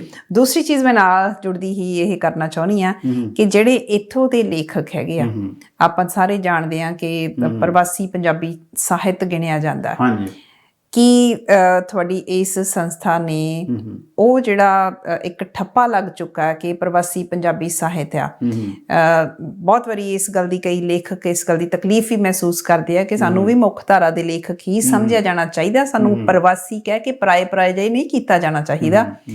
ਉਸ ਚੀਜ਼ ਨੂੰ, ਉਹਨੂੰ ਗੈਪ ਨੂੰ ਘਟਾਉਣ ਦੀ ਵੀ ਕੋਸ਼ਿਸ਼ ਕੀਤੀ ਹੈ। ਜਿਹੜਾ ਪਹਿਲਾ ਤੁਹਾਡਾ ਸਵਾਲ ਸੀਗਾ, ਤੇ ਜਿਹੜੇ ਦੂਜੇ ਮਤਲਬ ਖਾਸ ਤੌਰ 'ਤੇ ਜਿਵੇਂ ਵੈਨਕੂਵਰ ਵੱਡਾ ਕੇਂਦਰ ਹੈ ਆਪਣਾ ਪੰਜਾਬੀਆਂ ਦਾ, ਇੱਦਾਂ ਹੀ ਟੋਰਾਂਟੋ ਹੈ, ਵਿਨੀਪੈਗ ਕਾਫੀ ਲੋਕ ਨੇ, ਕੈਲਗਰੀ ਦੇ ਵਿੱਚ ਕਾਫੀ, ਕੈਲਗਰੀ, ਐਡਮਿੰਟਨ ਵੀ, ਮੌਂਟਰੀਅਲ ਵੀ ਹੈਗੇ ਕੁਛ ਲੋਕ ਜਿਹੜੇ ਸਾਹਿਤਕਾਰ ਆ। ਸੋ ਸਾਰੇ ਥਾਂ ਜਿਹੜੀਆਂ ਸਾਹਿਤਕ ਜਥੇਬੰਦੀਆਂ ਹੈਗੀਆਂ, ਸਾਹਿਤਕ ਸਰਗਰਮੀਆਂ ਹੁੰਦੀਆਂ। ਅੱਛਾ। ਅਤੇ ਪਰ ਖਾਸ ਤੌਰ 'ਤੇ ਕਿਉਂਕਿ ਟੋਰਾਂਟੋ ਅਤੇ ਵੈਨਕੂਵਰ ਇਹ ਵੱਡੇ ਕੇਂਦਰ ਹੈਗੇ ਆ, ਇਹਨਾਂ 'ਤੇ ਜ਼ਿਆਦਾ, ਇਹਨਾਂ 'ਤੇ ਜਥੇਬੰਦੀਆਂ ਵੀ ਜ਼ਿਆਦਾ ਹੈਗੀਆਂ। ਉਹਨਾਂ ਦਾ ਜਿਸ ਕਿਸਮ ਦਾ ਤਾਲਮੇਲ ਹੋਣਾ ਚਾਹੀਦਾ ਆ, ਸ਼ਾਇਦ ਮਤਲਬ ਕਿਸੇ ਚੇਤਨ ਤਰੀਕੇ ਦੇ ਨਾਲ ਕਿਸੇ ਗੋਲ ਨੂੰ ਮੁੱਢੇ ਰੱਖ ਕੇ, ਉਸ ਕਿਸਮ ਦਾ ਤਾਂ ਨਹੀਂ ਹੈ। ਪਰ ਸਾਰੇ ਜਿਹੜੇ ਲੇਖਕ ਆ, ਜਿਵੇਂ ਕੋਵਿਡ ਦੇ ਦੌਰਾਨ ਜਿਹੜੀਆਂ ਜ਼ੂਮ ਦੇ ਉੱਤੇ ਮੀਟਿੰਗਾਂ ਵਗੈਰਾ ਹੁੰਦੀਆਂ ਸੀ, ਉਹਦੇ ਵਿੱਚ ਬਹੁਤ ਸਾਰੇ ਲੋਕ ਦੋਨੀ ਪਾਸੇ ਪਾਰਟਿਸਿਪੇਟ ਕਰਦੇ ਸੀਗੇ। ਠੀਕ ਹੈ। ਉਹਨਾਂ ਨੂੰ ਕੀਤੀ। ਜਿਹੜੀ ਸਾਡੀ ਦੂਜੀ ਸਵਾਲ ਹੈਗਾ ਆ ਪ੍ਰਵਾਸੀ ਜਿਹੜਾ ਲੇਬਲ ਕਹਿ ਲਓ ਜਾਂ ਠੱਪੇ ਦਾ, ਉਹਦੇ ਬਾਰੇ ਜਦੋਂ ਕਿ ਸ਼ੁਰੂ ਦੇ ਵਿੱਚ ਪਲਨ ਲੱਗਣਾ ਸ਼ੁਰੂ ਹੋਇਆ ਸੀ ਤਾਂ ਲੇਖਕ ਮੰਚ ਵੱਲੋਂ ਨਹੀਂ ਅਸੀਂ ਕਦੀ ਕੋਈ ਇਸ ਕਿਸਮ ਦੀ ਜਿਹੜੀ ਮਤਲਬ ਕੋਈ ਜਿਹੜੀ ਪੋਜੀਸ਼ਨ ਲਈ ਜਾਂ ਮਤਲਬ ਕੋਈ ਇਸ ਗੱਲ ਨੂੰ ਸਿੱਧੇ ਤੌਰ 'ਤੇ ਚੈਲੰਜ ਕੀਤਾ ਵੀ ਕਿਉਂ ਕਿਹਾ ਜਾਂਦਾ। ਪਰ ਕੁਝ ਲੇਖਕਾਂ ਨੇ ਆਪੋ ਆਪਣੇ ਤਰੀਕੇ ਨਾਲ, ਜਿਵੇਂ ਸਪੱਤ ਕਰੋ ਸਾਡਾ ਮੈਗਜ਼ੀਨ ਸੀ ਵਤਨੋਂ ਦੂਰ, ਪਹਿਲਾਂ ਸੀ ਫਿਰ ਵਤਨ, ਅਸੀਂ ਉਹਦੇ ਰਾਹੀਂ ਜ਼ਰੂਰ ਇਹਦੇ ਬਾਰੇ ਕਿਤੇ ਨਾ ਕਿਤੇ ਮਤਲਬ ਵਿਚਾਰ ਕਰਨ ਦੀ ਕੋਸ਼ਿਸ਼ ਕੀਤੀ ਉਹਨਾਂ ਲੇਖਕਾਂ ਦੇ ਨਾਲ। ਅਸੀਂ ਮਤਲਬ ਮੈਂ ਇੱਕ ਥਾਂ ਇਹ ਲਿਖਿਆ ਸੀਗਾ ਕਿ ਮੈਨੂੰ ਕੈਨੇਡਾ ਦੀ ਉਦਾਹਰਨ ਜਿਹੜੀ ਬਹੁਤ ਵਧੀਆ ਲੱਗਦੀ ਆ ਕਿ ਕੈਨੇਡਾ ਜਿਹੜਾ ਆ ਉਹਦੇ 'ਚ ਅੰਗਰੇਜ਼ੀ ਜਿਹੜੀ ਆ, ਕਿਉਂਕਿ ਦੋ ਹੀ ਜ਼ਬਾਨਾਂ ਇੱਥੋਂ ਦੀਆਂ ਅਫੀਸ਼ੀਅਲ ਫਰੈਂਚ ਅਤੇ ਅੰਗਰੇਜ਼ੀ, ਤੇ ਅਸਲ ਦੇ ਵਿੱਚ ਸਾਨੂੰ ਅਸੀਂ ਕੈਨੇਡੀਅਨ ਲੇਖਕ ਨਹੀਂ ਹੈ। ਹਾਂਜੀ ਬਿਲਕੁਲ, ਹੈ ਨਾ, ਕਿਉਂਕਿ ਸਾਡੀ ਬੋਲੀ ਕੈਨੇਡੀਅਨ ਹੈ, ਬੋਲੀ ਨੂੰ ਮਾਨਤਾ ਨਹੀਂ। ਸੋ ਜਿਹੜੀ ਮਤਲਬ ਕੈਨੇਡਾ ਦੇ ਅੰਗਰੇਜ਼ੀ 'ਚ ਲਿਖਣ ਵਾਲੇ ਲੋਕਾਂ ਨੂੰ ਵੀ ਸ਼ੁਰੂ ਦੇ ਵਿੱਚ ਬੜੀ ਸਟਰਗਲ ਕਰਨੀ ਪਈ ਆਪਣੇ ਆਪ ਨੂੰ ਸਥਾਪਿਤ ਕਰਨ ਲਈ, ਕਿਉਂਕਿ ਇੰਗਲੈਂਡ ਜਿਹੜਾ ਹੈ ਜਿੱਥੋਂ ਅੰਗਰੇਜ਼ੀ ਸ਼ੁਰੂ ਹੋਈ ਆ, ਜਿਹੜਾ ਸਾਡਾ ਸਾਰਿਆਂ ਦਾ ਮੁਲਕ ਸੀ, ਰਾਣੀ ਹੋਣੀ ਸਾਡੀ ਮਰੀ ਆ, ਕਿਉਂਕਿ ਸਾਰੇ ਜਿਹੜੇ ਕਾਮਨਵੈਲਥ ਦੇ ਹਿੱਸਾ ਆ ਅਸੀਂ, ਤੇ ਸਾਰੀਆਂ ਕੌਲੋਨੀਆਂ ਸੀਗੀਆਂ, ਹੈ ਨਾ, ਬਸਤੀਆਂ ਸੀਗੀਆਂ ਬ੍ਰਿਟਿਸ਼ ਅੰਪਾਇਰ ਦੀਆਂ।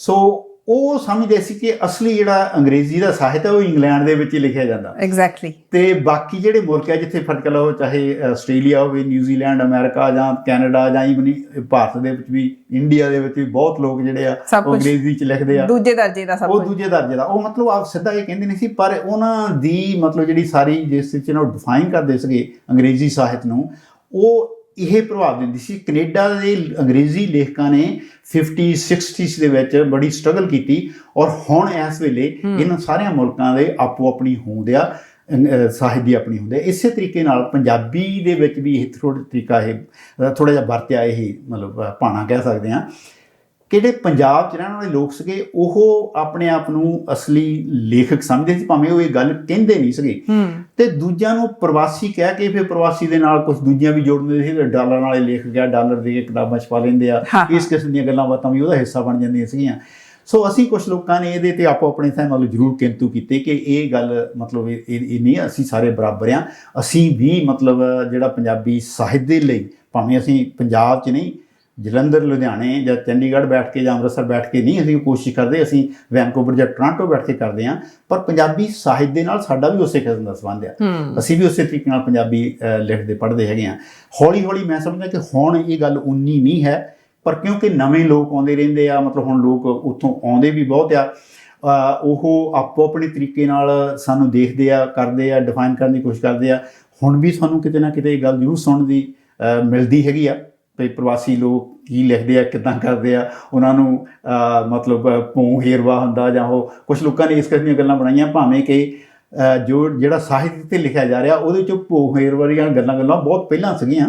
ਜਿਵੇਂ ਹੁਣ ਅੱਜ-ਕੱਲ੍ਹ ਹਰਪ੍ਰੀਤ ਸੇਖਾ ਦੀਆਂ ਕਹਾਣੀਆਂ ਪੜ੍ਹੋ ਤੁਸੀਂ, ਬਿਲਕੁਲ ਉਹਨੂੰ ਤੁਸੀਂ ਮਤਲਬ ਕਿਸ ਤਰ੍ਹਾਂ ਜਿਹੜੀਆਂ ਪੰਜਾਬ ਦੀਆਂ ਕਹਾਣੀਆਂ ਉਹਨਾਂ ਨਾਲ ਵੱਖ ਕਰਕੇ ਦੇਖ ਸਕਦੇ ਆ, ਜਾਂ ਮਤਲਬ ਚਾਹੇ ਉਹਨਾਂ ਦੇ ਗਣਾਤਮਕ ਪੱਖੋਂ ਜਾਂ ਮਤਲਬ ਉਹਨਾਂ ਜੋ ਕੁਛ ਉਹਦੇ 'ਚ ਵਿਸ਼ੇ ਆ ਜਿਹੜੇ ਜਿਸ ਤਰੀਕੇ ਨਾਲ, ਜਿਸ ਡੂੰਘਾਈ ਨਾਲ ਮਤਲਬ ਹੋਇਆ, ਜਾਂ ਈਵਨ ਸਾਡੇ ਜਰਨੈਲ ਸਿੰਘ ਕਹਾਣੀਕਾਰ ਆ ਟੋਰਾਂਟੋ ਤੋਂ, ਜਾਂ ਦੂਜੇ ਲੋਕ ਵੀ ਆ ਜਿਹੜੇ, ਉਹਨਾਂ ਦੀਆਂ ਕਹਾਣੀਆਂ ਉਹਨਾਂ ਦੀਆਂ ਉਸੇ ਪੱਧਰ 'ਤੇ, ਇਸੇ ਤਰ੍ਹਾਂ ਕਵਿਤਾ ਵੀ ਜਿਹੜੀ ਹੈ ਮਤਲਬ ਲਿਖੀ ਜਾ ਰਹੀ ਆ, ਗਜ਼ਲ ਲਿਖੀ ਜਾ ਰਹੀ ਆ, ਉਹ ਉਸੇ ਪੱਧਰ ਦੀ ਹੈਗੀ ਆ।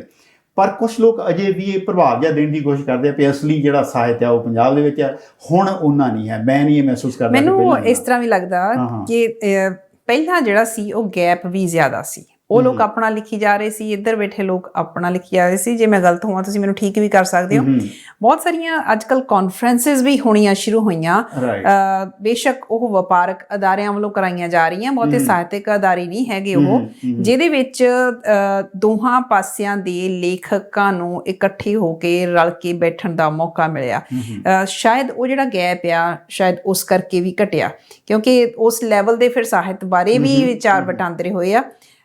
ਪਰ ਮੈਨੂੰ ਇਸ ਗੱਲ ਦੀ ਵੀ ਹੈਰਾਨੀ ਹੁੰਦੀ ਹੈ ਕਿ ਇਹ ਸਾਰੇ ਜਿਹੜੇ ਉੱਦਮ ਆ ਇਹ ਵਪਾਰਕ ਅਦਾਰਿਆਂ ਨੂੰ ਕਰਨੇ ਪੈ ਰਹੇ ਆ। ਜਿਹੜੀਆਂ ਸਾਹਿਤਕ ਸੰਸਥਾਵਾਂ ਨੇ, ਜਿਵੇਂ ਤੁਹਾਡਾ ਮੰਚ ਵੀ ਬਣਿਆ ਹੋਇਆ, ਜਾਂ ਕੋਈ ਹੋਰ, ਆਪਾਂ ਪਹਿਲਾਂ ਕਹਿ ਕੇ ਹਟੇ ਕਿ ਇੱਥੇ ਲੋਕਲ ਲੈਵਲ 'ਤੇ ਵੀ ਹੁਣ ਤਾਂ ਬਹੁਤ ਸਾਰੀਆਂ ਸੰਸਥਾਵਾਂ ਬਣੀਆਂ ਹੋਈਆਂ, ਉਹ ਇਹੋ ਜਿਹੇ ਉਪਰਾਲੇ ਮਿੱਥ ਕੇ ਕਿਉਂ ਨਹੀਂ ਕਰ ਸਕਦੀਆਂ? ਇਹਦੇ ਵਿੱਚ ਦੋ ਤਿੰਨ ਗੱਲਾਂ ਹੈਗੀਆਂ ਨਵਜੋਤ ਜੀ। ਇੱਕ ਤਾਂ ਇਹ ਆ ਕਿ ਪੰਜਾਬੀ ਸਾਹਿਤ ਹੈ ਜਿਹੜਾ ਨਾ, ਉਹ ਸਾਹਿਤਕਾਰ ਅਜੇ ਸ਼ੌਕ ਲਈ ਲਿਖਦਾ ਹੈ, ਕੋਲੋਂ ਪੈਸੇ ਖਰਚ ਕੇ ਉਹ ਕਿਤਾਬਾਂ ਛਪਾਉਂਦਾ ਹੈ ਤੇ ਵੰਡਦਾ ਹੈਗਾ। ਸਾਡੇ ਕੋਲ ਪਾਠਕ ਨਹੀਂ ਹੈ। ਸਾਡੇ ਮਤਲਬ ਪੰਜਾਬੀ ਕਦੋਂ ਤੱਕ ਇਸ ਤਰ੍ਹਾਂ ਚੱਲਦਾ ਰਹੂਗਾ? ਜਿੰਨਾ ਚਿਰ ਅਸੀਂ ਮਤਲਬ ਨਾ ਜਿਹੜੀ ਸਾਡੀ ਮਤਲਬ ਇਸੇ ਗੱਲ ਦੀ ਜੇ ਸਾਨੂੰ ਖੁਸ਼ੀ ਰਹਿੰਦੀ ਹੈ ਕਿ ਸਾਲ 'ਚ ਇੱਕ ਵਾਰੀ ਅਸੀਂ 5 ਲੱਖ ਬੰਦਾ ਇਕੱਠਾ ਹੋ ਜਾਂਦੇ ਆ ਸਰੀ ਦੇ ਵਿੱਚ, ਹੈ ਨਾ, ਇੱਕ ਧਾਰਮਿਕ ਮਤਲਬ ਨਿਸ਼ਾਨੇ ਦੇ ਨਾਲ। ਜੇ ਸਾਡਾ ਉਹੀ ਸਭ ਤੋਂ ਵੱਡਾ ਖੁਸ਼ੀ ਵਾਲਾ ਜਿਹੜਾ ਸਾਨੂੰ ਦੇਣ ਵਾਲੀ ਕੋਈ ਗੱਲ ਹੈਗੀ ਆ, ਉਹਨਾਂ ਚਿਰ ਜਿਹੜੀ ਸਾਡੀ ਬੌਧਿਕਤਾ ਉੱਥੇ ਅੜੀ ਰਹਿਣੀ ਆ। ਚਾਹੀਦਾ ਇਹ ਹੈ ਕਿ ਅਸੀਂ ਮਤਲਬ ਨਾ, ਜਿਵੇਂ ਹੁਣ ਪਰਟੀਕੁਲਰ ਇੱਥੇ ਦੇਖੋ ਤੁਸੀਂ ਜਿਹੜੀ ਗਾਹਾਂ ਦੀਆਂ ਜਨਰੇਸ਼ਨ ਹੈਗੀਆਂ, ਹੁਣ ਤਾਂ ਨਵੇਂ ਪਿਛਲੇ 3 ਸਾਲਾਂ ਦੇ ਵਿੱਚ ਬਹੁਤ ਵਿਦਿਆਰਥੀ ਆਏ ਆ, ਪਰ ਸਾਡੇ ਜਿਹੜੇ ਲੋਕਲ ਇੱਥੇ ਬੱਚੇ ਆ ਉਹਨਾਂ ਚੋਂ ਉਨੇ ਬੱਚੇ ਹਾਇਰ ਐਜੂਕੇਸ਼ਨ ਲਈ ਨਹੀਂ ਜਾ ਰਹੇ। ਜੇ ਜਾਂਦੇ ਵੀ ਤਾਂ ਸਿਰਫ ਉਹ ਜਿਹੜੇ 3-4 ਫੀਲਡ ਹੈਗੇ ਉਹਨਾਂ ਜਾਂਦੇ ਆ। ਸੋ ਸਾਡੇ 'ਚ ਬੌਧਿਕਤਾ ਦੀ ਅਜੇ ਕਮੀ ਆ।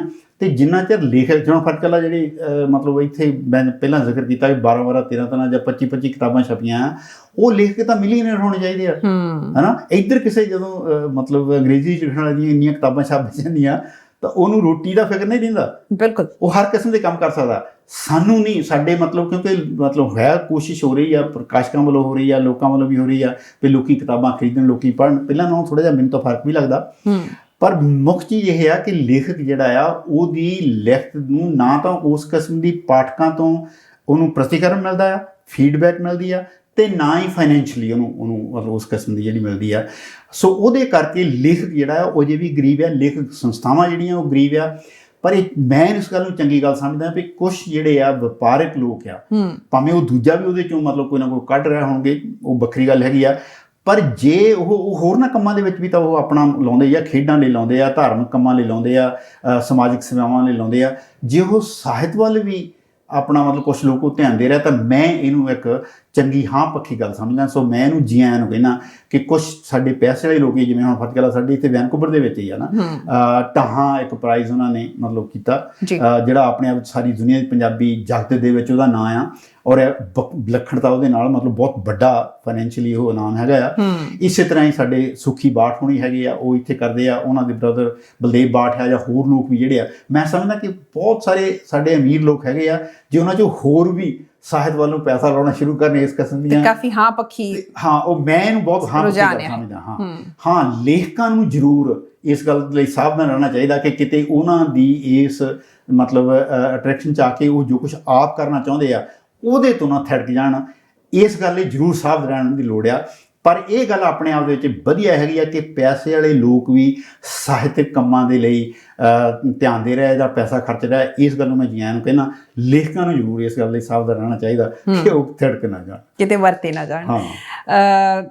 ਮੈਂ ਬਹੁਤ ਬਹੁਤ ਮੁਬਾਰਕਬਾਦ ਦਿੰਦੀ ਆ ਵੈਨਕੂਵਰ ਲੇਖਕ ਮੰਚ ਤੇ ਜਿਹੜੇ ਬਾਕੀ ਵੀ ਤੁਹਾਡੇ ਸਾਥੀ ਨੇ ਕਿ ਤੁਸੀਂ 50 ਵਰ੍ਹੇ ਆਪਣੇ ਮੁਕੰਮਲ ਕੀਤੇ ਆ ਤੇ ਇਸ ਸਿਲਸਿਲੇ 'ਚ ਤੁਸੀਂ ਹੁਣ ਇੱਕ ਜਸ਼ਨ ਰੱਖਿਆ, ਉਹਦੀ ਜਾਣਕਾਰੀ ਵੀ ਜ਼ਰੂਰ ਦਿਓ। ਬਿਲਕੁਲ, ਅਸੀਂ ਅੱਗੇ ਵੀ ਕਰਦੇ ਰਹੇ ਹਾਂ। ਮੈਂ ਸਿਰਫ ਜਾਣਕਾਰੀ ਦੱਸਾਂ ਕਿ ਅਸੀਂ ਜਦੋਂ 25 ਵਰ੍ਹੇ ਹੋਏ ਸੀ ਉਦੋਂ ਵੀ ਕੁਝ ਜਸ਼ਨ ਕੀਤੇ ਸੀ ਤੇ ਇਹ ਇੱਕ ਮਤਲਬ ਕਾਫੀ ਡਾਕੂਮੈਂਟ ਛਾਪਿਆ ਸੀ ਉਸ ਸਮੇਂ ਦੀ ਇਤਿਹਾਸ ਵੀ ਤੇ ਸਾਰੇ ਲੋਕਾਂ ਦੀਆਂ ਜਿਹੜੀਆਂ ਇੰਟਰਵਿਊ ਵਗੈਰਾ। ਇਸੇ ਤਰ੍ਹਾਂ ਹੀ ਫਿਰ ਉਸ ਤੋਂ ਬਾਅਦ 35 ਵਰ੍ਹੇ ਬਾਅਦ ਵੀ, ਤੇ ਇਸੇ ਤਰ੍ਹਾਂ ਹੀ 40 ਵਰ੍ਹੇ ਬਾਅਦ ਵੀ।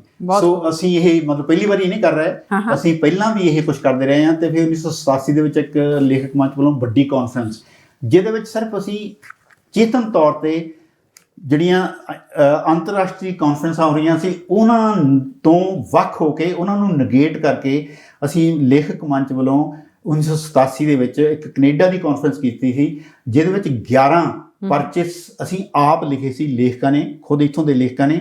ਔਰ ਉਹਨਾਂ ਦੇ ਉੱਤੇ ਬੜੀ ਭਸਮੀ ਬਹਿਸ ਹੋਈ 3 ਦਿਨ। ਉਹ ਅਸੀਂ ਬਾਅਦ ਦੇ ਵਿੱਚ ਕਿਤਾਬ ਦੇ ਰੂਪ ਵਿੱਚ ਛਾਪੀ। ਉਹ ਆਪਣੇ ਆਪ ਵਿੱਚ ਲੇਖਕ ਮੰਚ ਦੀ ਇੱਕ ਵੱਡੀ ਪ੍ਰਾਪਤੀ ਹੈਗੀ। ਕਾਨਫਰੰਸ ਵੀ ਤੇ ਕਾਨਫਰੰਸ ਦੀ ਜਿਸ ਤਰੀਕੇ ਨਾਲ ਉਹਦੇ ਵਿੱਚ ਜਿਹੜੇ ਲੇਖਕ ਪਰਚੇ ਪੜ੍ਹੇ ਰਹੇ, ਮਤਲਬ ਵੱਖਰੇ ਵੱਖਰੇ ਫੀਲਡਾਂ ਬਾਰੇ, ਖੇਤਰਾਂ ਬਾਰੇ, ਉਹ ਹੁਣ ਵੀ ਤੁਸੀਂ ਉਹ ਕਿਤਾਬ ਦੇਖੋ ਤਾਂ ਉਸ ਕਿਸਮ ਦੀਆਂ ਕਿਤਾਬਾਂ ਤੁਹਾਨੂੰ ਕਿ ਬਹੁਤ ਜਥੇਬੰਦੀਆਂ ਚੋਂ ਪੰਜਾਬ ਦੇ ਵਿੱਚੋਂ ਵੀ ਘੱਟ ਮਿਲਣਗੀਆਂ। ਸੋ ਉਹ ਇੱਕ ਵਧੀਆ ਗੱਲ ਸੀ। ਇਸੇ ਤਰ੍ਹਾਂ ਹੀ ਅਸੀਂ ਹੁਣ ਕਿਉਂਕਿ 50 ਵਰ੍ਹੇ ਹੋ ਗਏ ਆ, ਸਾਨੂੰ ਇਸ ਗੱਲ ਦਾ ਬੜਾ ਮਤਲਬ ਖੁਸ਼ੀ ਆ, ਮਾਣ ਆ ਕਿ ਅਸੀਂ ਅਜੇ ਵੀ ਮਤਲਬ ਕਰ ਰਹੇ ਹਾਂ ਇਕੱਠੇ ਹੋ ਕੇ। 50 ਵਰ੍ਹਿਆਂ ਦੇ ਇਸ ਵਾਰੀ ਯਕੀਨਨ ਤੌਰ ਤੇ ਕੁਝ ਵੱਖਰਾ ਹੋਊਗਾ। ਹਾਂ, ਸੋ ਅਸੀਂ ਮਤਲਬ ਜ਼ਰੂਰ ਇਸ ਕਿਸਮ ਦਾ ਸੂਵੀਨੀਅਰ ਵੀ ਤਿਆਰ ਕਰ ਰਹੇ ਹਾਂ ਤੇ ਨਾਲ ਹੀ ਅਸੀਂ 3 ਦਿਨ ਜਿਹੜਾ ਆ ਉਹ ਅਸੀਂ ਇਹਦੇ ਫੰਕਸ਼ਨ ਕਰ ਰਹੇ ਹਾਂ ਸਮਾਗਮ। ਪਹਿਲਾਂ 22 ਸਤੰਬਰ ਨੂੰ, ਉਸ ਦਿਨ ਸ਼ੁੱਕਰਵਾਰ ਆ, ਉਸ ਦਿਨ ਸਵੇਰ ਨੂੰ 9 ਤੋਂ ਲੈ ਕੇ 2 ਵਜੇ ਤੱਕ। ਉਹਦੇ ਵਿੱਚ 2 ਸੈਸ਼ਨ ਹੋਣਗੇ। ਪਹਿਲੇ ਸੈਸ਼ਨ ਲੇਖਕ ਮੰਚ ਬਾਰੇ ਗੱਲਬਾਤ ਕੀਤੀ ਹੈਗੀ, ਦੂਜੇ ਸੈਸ਼ਨ ਦੇ ਵਿੱਚ ਮਤਲਬ ਜਿਹੜੀ ਅੱਜ ਕੱਲ੍ਹ ਡਿਜੀਟਲ ਜਿਹੜੀ ਆ ਮਤਲਬ ਕਿਉਂਕਿ ਨਵੀਂ ਹੁਣ ਬਹੁਤ ਕੁਝ ਹੋ ਰਿਹਾ, ਉਹਦੇ ਬਾਰੇ ਵੀ ਅਸੀਂ ਕਿੱਦਾਂ ਇਹਨੂੰ ਵਰਤ ਸਕਦੇ ਜਾਂ ਕਿੱਦਾਂ ਇਹ ਵਰਤੀ ਜਾ ਸਕਦੀ, ਇਸ ਕਿਸਮ ਦੀਆਂ ਗੱਲਾਂ ਬਾਤਾਂ। ਅਤੇ ਦੂਜੇ ਦਿਨ ਜਿਹੜਾ ਫਿਰ ਇੱਕ ਸੈਸ਼ਨ ਹੋਊਗਾ 9 ਤੋਂ 2 ਤੱਕ ਸ਼ਨੀਚਰਵਾਰ ਨੂੰ, ਉਹਦੇ ਵਿੱਚ ਜਿਹੜੇ ਹੋਰ ਮਤਲਬ ਹੋਣਗੇ ਵੱਖਰੇ ਵੱਖਰੇ ਸੈਸ਼ਨ ਜਿਹੜੇ ਆ। ਇਸੇ ਤਰ੍ਹਾਂ ਹੀ ਤੀਜੇ ਦਿਨ ਜਿਹੜਾ ਆ ਐਤਵਾਰ ਨੂੰ ਤੇ 24 ਸਤੰਬਰ ਨੂੰ ਉਹ ਸਾਡਾ ਮੁੱਖ ਜਿਹੜਾ ਹੋਊਗਾ ਸਮਾਗਮ, ਉਹ 4 ਵਜੇ ਤੋਂ ਲੈ ਕੇ ਰਾਤ ਨੂੰ 9, 9:30 ਵਜੇ ਤੱਕ ਹੋਊਗਾ। ਪਹਿਲਾਂ ਉਹਦੇ ਵਿੱਚ ਕਵੀ ਦਰਬਾਰ ਹੋਊਗਾ। ਅੱਛਾ। ਹਾਂ, ਤੇ ਉਸ ਤੋਂ ਬਾਅਦ ਫਿਰ ਡਿਨਰ ਜਿਹੜਾ ਆ ਉਸ ਜਿਹੜਾ ਹੈਗਾ ਡਿਨਰ ਦਾ, ਉਹਦੇ ਅਸੀਂ ਜ਼ਰੂਰ ਟਿਕਟ ਰੱਖਿਆ ਹੈਗਾ $30। ਪਹਿਲੇ ਦਿਨਾਂ ਦਾ ਕੋਈ ਟਿਕਟ ਨਹੀਂ ਹੈ। ਤੇ ਸਾਨੂੰ ਬਹੁਤ ਖੁਸ਼ੀ ਹੋਊਗੀ ਜੇ ਲੋਕ, ਕਿਉਂਕਿ ਸਵੇਰੇ ਆ ਵੈਸੇ, ਕਿਉਂਕਿ 2 ਦਿਨ ਖਾਸ ਤੌਰ 'ਤੇ ਸ਼ੁੱਕਰਵਾਰ ਨੂੰ ਕੁਛ ਲੋਕਾਂ ਲਈ ਸਵੇਰੇ ਆਉਣਾ ਮੁਸ਼ਕਿਲ ਹੋਊ 9 ਵਜੇ, ਪਰ ਜਿੰਨੇ ਲੋਕ ਵੀ ਆ ਸਕਣ। ਗੰਭੀਰ ਵਿਚਾਰ ਵਟਾਂਦਰਾ ਹੋਊਗਾ, ਪੰਜਾਬੀ ਦੇ ਸਾਹਿਤ ਦੇ ਇਤਿਹਾਸ ਬਾਰੇ ਗੱਲ ਕੀਤੀ ਜਾਊਗੀ, ਲੇਖਕ ਮੰਚ ਦੇ ਇਤਿਹਾਸ ਬਾਰੇ ਗੱਲ ਕੀਤੀ ਜਾਊਗੀ। ਸੋ ਇਸ ਕਿਸਮ ਦੀ ਜਿਹੜੀਆਂ ਅਸੀਂ ਉਹ ਕੀਤੀਆਂ ਹੈਗੀਆਂ। ਸੋ ਸਾਨੂੰ ਮਤਲਬ ਇਸ ਗੱਲ ਦੇ ਉੱਤੇ ਬਹੁਤ ਕੁਝ ਸਾਡੇ ਕੋਲ ਗੱਲਾਂ ਕਰਨ ਵਾਲੀਆਂ ਬਹੁਤ ਚੀਜ਼ਾਂ ਹੈਗੀਆਂ, ਜਿਵੇਂ ਮੈਂ ਪਹਿਲਾਂ ਉਹ ਤੁਹਾਨੂੰ ਦਿਖਾ ਲਈਆਂ। ਇਹ ਸਾਡੀ ਲੇਖਕ ਮੰਚ ਦੀ ਪਹਿਲੀ ਕਵਿਤਾ ਦੀ ਕਿਤਾਬ ਸੀ 1980 ਦੇ ਵਿੱਚ ਛਪੀ। ਤੇ ਮਨ 'ਚ ਰੰਗਾ ਰੰਗ, ਇਹਦੇ ਵਿੱਚ ਕਵਿਤਾਵਾਂ ਵੀ ਆ ਤੇ ਵਾਰਤਕ ਵੀ ਆ ਤੇ ਇਹਦੇ ਵਿੱਚ ਨਾਟਕ ਵੀ ਆ। ਸੋ ਇਸ ਕਿਸਮ ਦੀਆਂ ਵੱਖਰੀਆਂ ਵੱਖਰੀਆਂ ਇਹ ਮਖਲੀ। ਸੋ ਇਸ ਕਿਸਮ ਦਾ ਇਹਦੇ ਵਿਚਾਲੇ 6 ਹੋਰ ਕਿਤਾਬਾਂ ਆ ਜਾਂ ਹੋਰ ਵੀ ਮੇਰਾ ਖਿਆਲ ਹੋਣਗੀਆਂ, ਸ਼ਾਇਦ ਮੈਨੂੰ ਚੇਤਾ ਨਾ ਹੋਵੇ, ਪਰ ਇਸ ਕਿਸਮ ਦਾ ਕੰਮ ਵੀ ਮਤਲਬ ਲੇਖਕ ਮੰਚ ਕਰਦਾ ਰਿਹਾ। ਸੋ ਅਸੀਂ ਮਤਲਬ ਚਾਹੁੰਦੇ ਹਾਂ ਕਿ ਜਿਹੜੀ ਅਸੀਂ ਇਸ ਦਿਨ ਨੂੰ, ਇਸ ਸਮੇਂ ਨੂੰ ਇਹਦੇ ਬਾਰੇ ਵਿਚਾਰ ਵਟਾਂਦਰਾ ਕਰੀਏ, ਤੇ ਨਾਲ ਹੀ ਜਿਹੜਾ ਸਾਹਿਤ ਆ, ਪੰਜਾਬੀ ਸਾਹਿਤ ਆ, ਕਿਉਂਕਿ ਮੁੱਖ ਤੌਰ 'ਤੇ ਤਾਂ ਅਸੀਂ ਸਾਹਿਤ ਨਾਲ ਹੀ ਮਤਲਬ ਸਾਡਾ ਸੰਬੰਧ ਆ, ਅਸੀਂ ਮਤਲਬ ਉਹਨੂੰ ਚਾਹੁੰਦੇ ਹਾਂ ਵੀ ਉਹ ਹੋਰ ਲੋਕਾਂ ਦੇ ਵਿੱਚ ਪ੍ਰਫੁੱਲਤ ਹੋਵੇ, ਮਤਲਬ ਪੰਜਾਬੀ ਲੋਕ ਸਾਹਿਤ ਦੇ ਨਾਲ ਜੁੜਨ। ਅਤੇ ਸਾਡਾ ਇਹ ਯਤਨ ਆ ਕਿ ਅਸੀਂ ਕੁਛ ਦਿਨ ਜਿਹੜੇ ਆ ਇਹ ਗੰਭੀਰ ਵਿਚਾਰ ਵਟਾਂਦਰਾ ਕਰੀਏ ਇਹਨਾਂ ਗੱਲਾਂ ਬਾਰੇ, ਤਾਂ ਕਿ ਜਿਹੜੇ ਕੁਛ ਲੋਕ ਹੈਗੇ ਇਸ ਗੱਲ 'ਚ ਦਿਲਚਸਪੀ ਰੱਖਣ ਵਾਲੇ ਗੰਭੀਰ ਵਿਚਾਰਾਂ ਵਟਾਂਦਰਾ ਦੇ ਵਿੱਚ, ਉਹ ਆਉਣ। ਦੂਜੇ ਲੋਕ ਵੀ ਆ ਸਕਦੇ ਆ, ਮਤਲਬ ਸਰੋਤਿਆਂ ਦੀ ਵੀ ਸਾਨੂੰ ਲੋੜ ਹੈਗੀ ਆ। ਪਰ ਸਾਡੀ ਇਹ ਕੋਸ਼ਿਸ਼ ਹੈ ਵੀ ਜਿਵੇਂ ਅਸੀਂ 50 ਸਾਲ ਤੋਂ ਕੋਸ਼ਿਸ਼ ਕਰਦੇ ਰਹੇ ਹਾਂ ਪੰਜਾਬੀ ਸਾਹਿਤ ਨੂੰ ਇੱਥੇ ਸਥਾਪਿਤ ਕਰਨ ਲਈ, ਉਹ ਸਾਡੀ ਕੋਸ਼ਿਸ਼ ਜਾਰੀ ਰਹੇ। ਅਤੇ ਅਸੀਂ ਮਤਲਬ ਇਹ 3 ਦਿਨ ਰੱਖੇ ਹੈਗੇ ਆ। ਸਾਨੂੰ ਆਸ ਹੈ ਕਿ ਕੁਛ ਜਿਹੜੇ ਲੋਕ ਆ, ਮਤਲਬ ਬਹੁਤ ਲੋਕ ਹੈਗੇ ਜਿਹੜੇ ਇਸ ਵੇਲੇ ਪੰਜਾਬੀ ਸਾਹਿਤ ਦੇ ਨਾਲ, ਪੰਜਾਬੀ ਮਤਲਬ ਖਾਸ ਤੌਰ 'ਤੇ ਕਵਿਤਾ ਦੇ ਨਾਲ ਜੁੜੇ ਹੋਆ ਮਤਲਬ ਗ੍ਰੇਟਰ ਵੈਨਕੂਵਰ ਦੇ ਵਿੱਚ। ਅਤੇ ਅਸੀਂ ਉਹਨਾਂ ਨੂੰ ਮਤਲਬ ਅਪੀਲ ਕਰਦੇ ਹਾਂ ਕਿ ਉਹ ਜਦੋਂ ਵੀ ਇਹਨਾਂ ਨੂੰ ਮੌਕਾ, 3 ਦਿਨਾਂ ਵਿੱਚ ਜਦੋਂ ਵੀ ਮੌਕਾ ਮਿਲੇ ਜ਼ਰੂਰ ਆਉਣ, ਸਾਡੇ ਨਾਲ ਵਿਚਾਰ ਵਟਾਂਦਰਾ ਕਰਨ। ਅਸੀਂ ਕੁਛ ਸਮਾਂ ਜਿਹੜਾ ਉਹ ਸਵਾਲਾਂ ਜਵਾਬਾਂ ਵੀ ਰੱਖਿਆ ਕਰਾਂਗੇ ਇਹਨਾਂ ਸੈਸ਼ਨਾਂ ਦੇ ਵਿੱਚ। ਸੋ ਵੱਖਰੇ ਵੱਖਰੇ ਸੈਸ਼ਨ ਹੋਣਗੇ, ਉਹਦੇ ਵਿੱਚ ਵੱਖਰੀਆਂ ਵੱਖਰੀਆਂ ਚੀਜ਼ਾਂ, ਜਿਵੇਂ ਨਾਟਕ ਬਾਰੇ ਗੱਲ ਹੋਊਗੀ। ਯੂਥ ਨੂੰ ਅਸੀਂ ਇੱਕ ਸੈਸ਼ਨ ਦੇ ਰਹੇ ਹਾਂ, ਮਤਲਬ ਜਿਹੜੇ ਨਵੇਂ ਲੋਕ ਆ ਰਹੇ ਆ ਉਹ ਪੰਜਾਬੀ ਸਾਹਿਤ ਨਾਲ ਕਿੱਦਾਂ ਜੁੜਦੇ ਆ ਜਾਂ ਕਿੱਦਾਂ ਜੁੜਨਾ ਚਾਹੀਦਾ। ਸੋ ਇਸ ਕਿਸਮ ਦੀਆਂ ਵੱਖਰੀਆਂ ਵੱਖਰੀਆਂ ਜਿਹੜੀਆਂ ਗੱਲਾਂ ਆ। ਅਸੀਂ ਕੁਛ ਲੋਕ ਪਿਛਲੇ ਲੰਮੇ ਸਮੇਂ ਤੋਂ ਲੱਗੇ ਹੋਏ ਹਾਂ ਮਤਲਬ ਇਹਦੇ ਦੁਆਲੇ ਮੀਟਿੰਗਾਂ ਸ਼ੀਟਿੰਗਾਂ ਕਰਨ। ਜਰਨੈਲ ਸਿੰਘ ਆਰਟਿਸਟ ਦੇ ਉੱਥੇ ਥਾਂ ਦੇ ਉੱਤੇ ਉਹਨਾਂ ਗੈਲਰੀ 'ਚ ਉੱਥੇ ਕਰੀ ਦੀਆਂ, ਅਜਮੇਰ ਰੋਡੇ, ਸੁਰਜੀਤ ਕਲਸੀ, ਬਿੰਦੂ ਮਠਾਰੂ ਤੇ ਆਪਣੇ ਅਮਨ ਸੀ। ਕੋਈ ਪੱਕਾ ਟਿਕਾਣਾ ਵੀ ਰੱਖਿਆ ਹੋਇਆ? ਪੱਕਾ ਸਹੀ ਲਾਇਬ੍ਰੇਰੀ ਹੈ, ਮਤਲਬ ਇੱਥੇ ਸਾਡੇ ਗਰੀਬ ਅਸੀਂ ਹੈਗੇ। ਸਾਨੂੰ ਇਸ ਸਮਾਗਮ ਲਈ, 3 ਰੋਜ਼ ਸਮਾਗਮ ਲਈ ਕੁਛ ਲੋਕਾਂ ਨੇ ਸਾਡੀ ਮਦਦ ਕਰ ਰਿਹਾ, ਕੁਛ ਜਿਹੜੇ ਮੈਂਬਰ ਆ ਉਹ ਕੋਲੋਂ ਵੀ ਪੈਸੇ ਪਾ ਰਹੇ ਆ। ਤੇ ਸੋ ਇਸ ਤਰੀਕੇ ਦੇ ਨਾਲ ਅਸੀਂ ਮਤਲਬ ਅਸੀਂ ਕੋਈ ਇੱਦਾਂ ਦਾ ਨਹੀਂ, ਮਤਲਬ ਕੋਈ ਬਹੁਤ ਵੱਡਾ ਉਸ ਕਿਸਮ ਦੀ ਚੀਜ਼ ਜਿਹੜੀ ਅਸੀਂ ਪੇਸ਼ ਕਰਨੀ ਆ, ਪਰ ਲੇਖਕਾਂ ਦੇ ਲਈ ਜੇ ਉਹ ਆਉਣ ਤੇ ਉਹਨਾਂ ਲਈ ਇੱਕ ਵਧੀਆ ਮੌਕਾ ਹੋਊਗਾ ਇੱਕ ਦੂਜੇ ਨੂੰ ਮਿਲਣ ਦਾ, ਇੱਕ ਦੂਜੇ ਨੂੰ ਸੁਣਨ ਦਾ। ਇਹ ਸਾਡੀ ਆਸ ਹੈ। ਬਹੁਤ ਖੂਬ। ਇੱਕ ਵਾਰੀ ਫਿਰ ਤੁਹਾਨੂੰ ਬਹੁਤ ਬਹੁਤ ਮੁਬਾਰਕਾਂ, ਤੁਹਾਡੇ ਸਾਥੀਆਂ ਨੂੰ ਬਹੁਤ ਬਹੁਤ ਮੁਬਾਰਕਾਂ ਕਿ ਇਹ ਪੰਜਾਬੀ ਲੇਖਕ ਮੰਚ ਵੈਨਕੂਵਰ ਦੀ ਤੁਸੀਂ ਹੁਣ 50ਵੀਂ ਵਰ੍ਹੇਗੰਢ ਦੇ ਜਸ਼ਨ ਕਰ ਰਹੇ ਹੋ। ਅਤੇ ਉਮੀਦ ਕਰਦੇ ਹਾਂ ਕਿ ਬਹੁਤ ਸਾਰੇ ਲੇਖਕ, ਸਾਹਿਤਕਾਰ ਅਤੇ ਸਾਹਿਤ ਨੂੰ ਪਿਆਰ ਕਰਨ ਵਾਲੇ, ਪੜ੍ਹਨ ਵਾਲੇ ਜ਼ਰੂਰ ਇਹਨਾਂ ਸਮਾਗਮਾਂ ਦਾ ਹਿੱਸਾ ਬਣਨਗੇ। ਬਹੁਤ ਬਹੁਤ ਸ਼ੁਕਰੀਆ। Thank you so much. ਬਹੁਤ ਬਹੁਤ ਸ਼ੁਕਰੀਆ ਨਵਜੋਤ ਜੀ। ਜੇ ਤੁਸੀਂ ਇੱਕ ਮੈਨੂੰ ਸੈਕਿੰਡ ਹੋਰ ਦੇਵੋ, ਤੇ ਜੇ ਕਿਸੇ ਨੇ ਕੋਈ ਜਾਣਕਾਰੀ ਲੈਣੀ ਆ ਤੇ ਉਹ ਅਜਮੇਰ ਰੋਡੇ ਹੋਰਾਂ ਨੂੰ ਫੋਨ ਕਰ ਸਕਦੇ ਆ। ਉਹਨਾਂ ਦਾ ਨੰਬਰ ਹੈਗਾ 604 526 ਤੇ 2342 ਤੇ ਮੇਰਾ ਨੰਬਰ ਹੈਗਾ ਆ ਸਾਧੂ ਬਿਨਿੰਗ। ਤੁਸੀਂ ਮੈਨੂੰ ਫੋਨ ਵੀ ਕਰ ਸਕਦੇ ਆ 778 773 1886।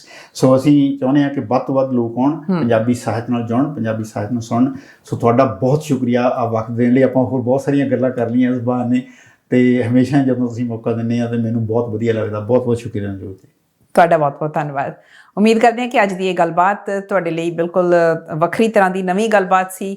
50 ਵਰ੍ਹੇ ਇੱਕ ਵੱਡਾ ਅਰਸਾ ਹੁੰਦਾ ਤੇ ਲਿਟਰੇਰੀ ਸਰਕਲਸ ਦੇ ਵਿੱਚ ਪਿਛਲੇ 50 ਸਾਲਾਂ ਦੇ ਦੌਰਾਨ ਵੈਨਕੂਵਰ ਦੇ ਵਿੱਚ ਕੀ ਕੁਝ ਹੁੰਦਾ ਰਿਹਾ ਤੇ ਹੁਣ ਕੀ ਕੁਝ ਹੋ ਰਿਹਾ, ਇਹ ਸਾਰੀ ਜਾਣਕਾਰੀ ਅਸੀਂ ਇੰਨੇ ਥੋੜ੍ਹੇ ਸਮੇਂ ਦੇ ਵਿੱਚ ਦੇਣ ਦੀ ਕੋਸ਼ਿਸ਼ ਕੀਤੀ ਹੈ।